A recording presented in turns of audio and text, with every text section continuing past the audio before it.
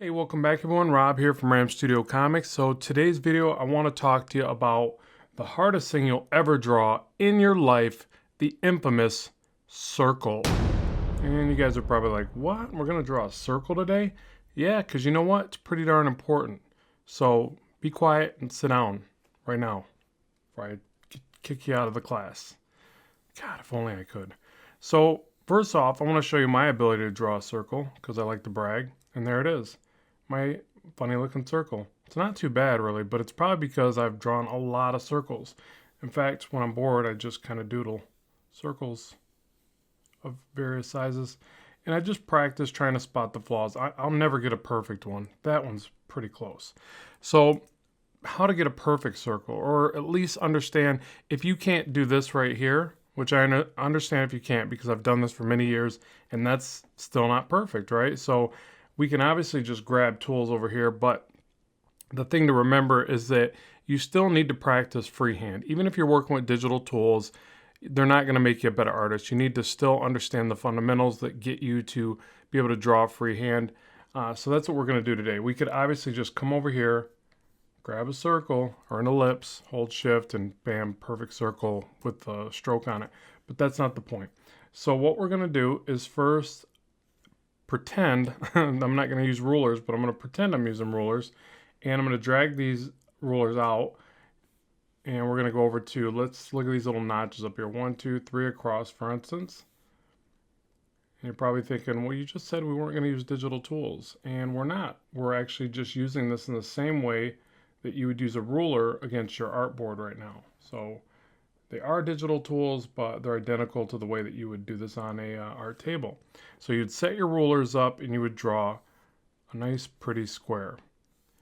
So square with equal sides, and you know, the vertical and horizontal lines being at a 90 degree. So basically, if I was to shut this ruler off so I can actually draw outside of it now, something like that. Whenever you see that little symbol, that means that this is a 90 degree angle. Okay, so now, let me get rid of that. I just wanted to show you that for some reason. So now we've got this square, and how do we use this to make our somewhat not so perfect circle?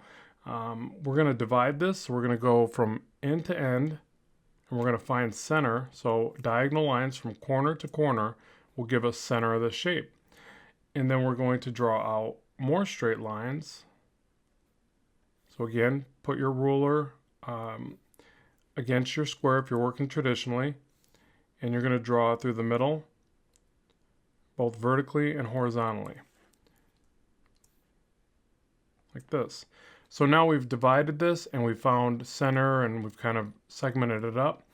But now what we want to do is go from end to end this way. So it's sort of like a box in a box or a diamond shape.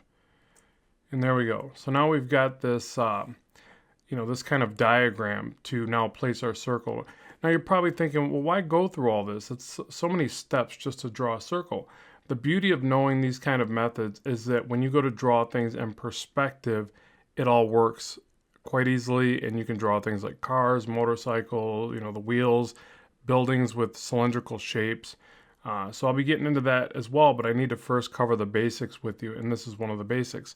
So now, this is kind of the fun part, because you have to now take this and go, okay, if I was to put a circle in here, where would it fall? Like if I just kind of draw around this and try to get my hand going in the right, momentum, you can see that it's kind of a little bit under the halfway mark with my very crudely drawn circle. So what we'll do here is do that again. And first we'll go ahead and mark just a little bit, just go for kind of middle, because this is just a loose guide. There's a couple ways to do it at this point. So you could go to this layer, I prefer using a layer over top. You could use a sheet of paper over top, vellum, tracing paper, whatever you got handy. Light table, stick it to your window in your room if you don't have a light table, whatever you want to do. But so for instance, if you were to draw through this, you could do it, you could really think of it two ways, I like to kind of draw through this like this because, again, it feels like I'm practicing for what I'm going to do anyways when I draw freehand. But you see it's pretty bad. The other way to do it is to really just focus on, knowing that the circle is going to land flush here. It's going to round over and create this moon, kind of slice of a moon or a slice of a circle, I guess. And what you do is you just focus on this area right here. So after many laborious hours of trying to get the perfect circle, you are really kind of focusing on this negative shape so that you get better and better at, you know, seeing just from this shape if you're getting a perfect circle. Now you see right away that this circle is already looking a bit squashed and kind of funny. So what I'm going to do is just stop right there, try it again, and I'm going to make some adjustments. And I think, like I said, it's better for me where I kind of just draw right through it, because I feel like I'm almost picturing these points as stop signs or something. And that's kind of the thing you want to fight the urge of. You want to draw through that in a nice fluid kind of pass, but it's real easy to stop. And you see each one of my shapes are actually different from side to side. But I'm going to go ahead and go with this and show you how I'd work through it. Because basically if I was to draw this freehand, I would just soft erase and redraw anyways. So let's see if I can correct this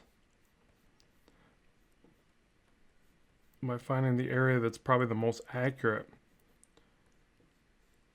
And I would say the left side looks better if I'm not mistaken. Let's drag this off to the side. Yeah, so you can see that there's definitely a difference from one side to the other. So now let's go back and try to correct this just a little bit. Actually, I'll go ahead and blue line this just so you can see the work a little bit better.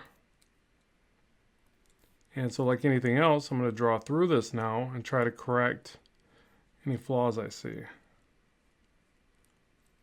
Hopefully. So this isn't an easy thing, but like any skill set, with practice, you'll get this down to a science, or you'll have it down to a routine, and it'll be totally worth the effort, because you'll get to a point where drawing circles will be just as easy as anything else. And they often get overlooked with a lot of drawing because it's like, well, I don't have to do them as much as I have to do box shapes and perspective or something like that. But there's areas within the work, as I'll show you here in a second, it's pretty important. So you can see I probably need to keep refining that. Another little test you could do if you are well, this could be digital or traditional. You would just, again, use a sheet of vellum or something, is copy the one side, and I think this is the better side. Go ahead and flip it and see the difference. Let's see what we got here. Oh, wow. Yeah, look at the difference there. So now if I take that and I go back to the previous layer, I'm cheating here, but I'm doing this more as a study at this point. I just want you to be aware of that. Look at the difference right there. And now it's starting to look a little bit more accurate as far as the circle goes. Still not as good as it should be, but this is where practice comes in. So it's just like, draw that over and over again. Keep setting them to the side. Also remember to look at it. If you're working traditionally, step away and look from a distance. If you're working digitally, it's easy as scaling it down. Look at it at different scales, because it helps you to spot different areas of your work. And, just like using a mirror and flipping it, the immediate flip and symmetry allows you to see things that your eye is kind of, I don't know, blocking because you're just used to looking at it. But so let's go ahead and try it one more time. And this time I'm going to use the other method. Now for this, I typically will have to zoom back because I'm using more of my shoulder to do this. So I'm going to kind of find my momentum, I guess, in these spots. I like to try everything a couple ways, but you can see this is pretty messy. I might start to draw a little bit through this now and more quickly. So it's kind of stopping me from stopping at those points. So, you got to remember too, a big part of drawing is trying various speeds. You don't want to draw everything at the same speed. There's certain lines that you're going to need to make with a quick sweeping pass, and other areas where you're going to want to sketch more. So don't underestimate just varying up the speed of the old mechanics there. The arm motor, if you will. That makes no sense. Okay, so there's another one. Let's bring it off to the side. Whoa, it's on the same layer, so you can't do that. Excuse me. Command X, Command V if you're working digitally. All right, let's see. Is that any better? Still pretty not perfect, but I'm sure with time I would get a perfect donut or a bike tire. Okay, so now that shows you at least the steps that I take to utilize a diagram like this. Let me show you now why this works in perspective and why this is so important to practice. So now let's tighten up to our work here and let's do this in perspective. Okay, now for the fun part. We're going to draw the infamous circle in perspective. And just so you know, I'm fully aware that a circle in perspective is an ellipse. So, yeah. Don't be trying to correct me on my terminology, people. I know what you're thinking. Okay, so here's our horizon line. It's way up high. So remember, your horizon line is where your line of sight is in the scene. For this particular exercise, we're going to put it up in the air. And this will be our vanishing point. A red dot there. And these will be our perspective lines. And we'll just kind of draw those out like so. And then we will define our box shape in perspective. So remember what we did over here. We used diagonal lines across corner to corner to find center. And then we use our vanishing point to mark center on this box. And center up and down right here will give us this shape that we had before. And from middle point to middle point, I'm sure there's a more technical way to say that, or a proper way to say that, I'm sure, will give us a diamond. So we're right back to where we started here. We mark center, just like this. You got to kind of eyeball this, so be ready for that. And now you have a diagram to draw your perfect circle, or ellipse, I meant. So let's add a layer over top of this, and let's do this. Let's see what we can do, people. Now, I will tell you, this feels a little bit like you're stretching. You're like trying to meet these points. In fact, I'm going to do this bottom left quadrant last, and I'll show you why.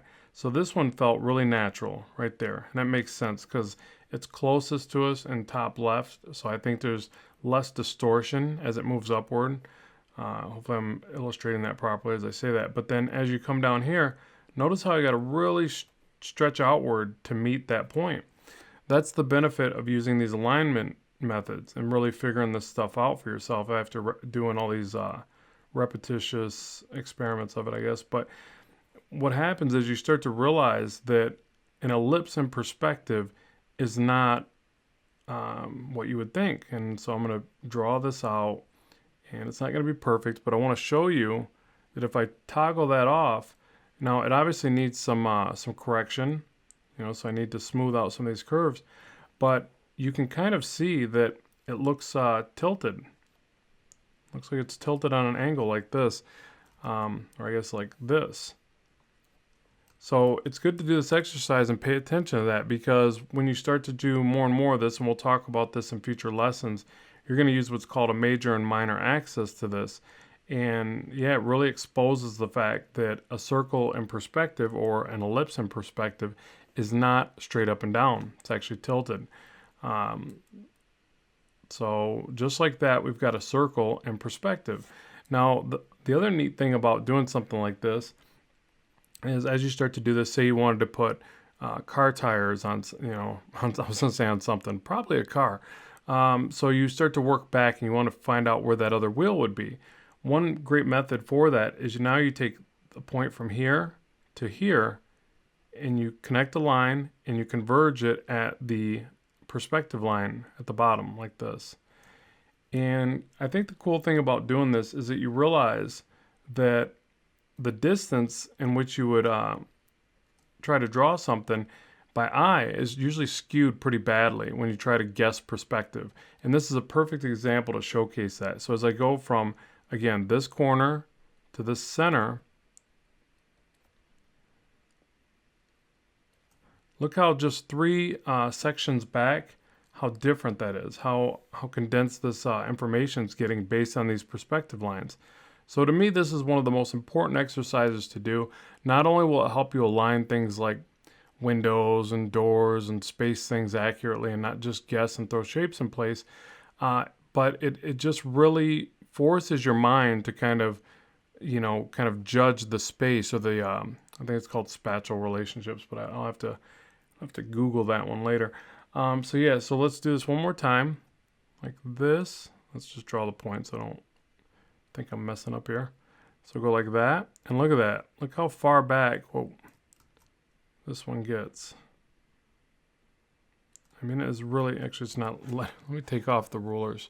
Darn rulers. Let me do my thing. Okay, go to here, just like that. Draw another vertical line. I'm just gonna sketch this in because it takes so long to place those rulers. So just like that, we've spaced it out. And now we can place our imperfect ellipse back here. I'm just gonna freehand this one. I really do think you need to practice both. And that one's pretty bad, so maybe I do need to draw my marks. But again, it gets faster with time. You just crisscross your corners. That center line's already in place there for us. Draw that, mark your halfway points. Oh, I forgot the diamond, excuse me. Skipping steps like a pro. Not really. Okay, so there's our center marks and then our imperfect ellipse. So that's the process to kind of do all that. And then just remember that when marking center and going back, this works both ways. So for instance, we went from this point to center and it gave us the next connection point in the space of this area in perspective to this area. We could do that up as well. So I just want to show you in case you go to do any kind of building work before I can show you how to use this on things like buildings and cars, but that'll be coming later. So again, I don't know why I put a dot right there. You use this dot. So you go from here up. Oh no, forgive me. You'd go from here to this corner. I don't know why I was getting that wrong. So you'd go from here to go up and give you this next shape that would now be the same distance as this. And you notice it's the equivalent of the height of these two boxes. And you'd go from here to here, here to here. So it's basically just a really intense game of connect the dots. And then from here to here. And bam! You've now went perspectively up in the air and you went over the horizon line. Look at that. Now you're going to start looking up at objects. And same thing, you can find center by crisscrossing this. So again, it's really just a repetitive process of this. So just remember, if you're going up from here, you're going to go diagonal from corner to corner. And you can visually see it. It pretty much works itself out. But then to go back into distance, you're going to go from top corner to center and extend it back. And then just use this fancy little diagram to make your circles. And don't forget to practice. I'm going to quit saying circles here and say ellipses. Practice drawing these ellipses freehand as well. It's not one or the other. In fact, there's lots of other ways to even teach you how to draw diagrams for this and find ways to get this right. But the main thing is you kind of do it all and then you see what sits well with you. I've spent a lot of time just drawing circles. I really don't even want to know how much of my life has been dedicated to drawing circles. It would probably be quite scary. But it's a necessary evil. I got to do it. And yeah, it is what it is. And remember, with two ellipses, you can make a cylinder. And that's pretty darn cool. Yeah, we'll get into cylinders too. So let me know if this video was helpful for you. If you have any questions, make sure to leave them in the comment section below for me. I'll answer you as soon as I can. Also, give me ideas on future videos, what you'd like to see, and I'll be sure to get that on my schedule. So as always, keep drawing, keep having fun, and I will talk to you soon.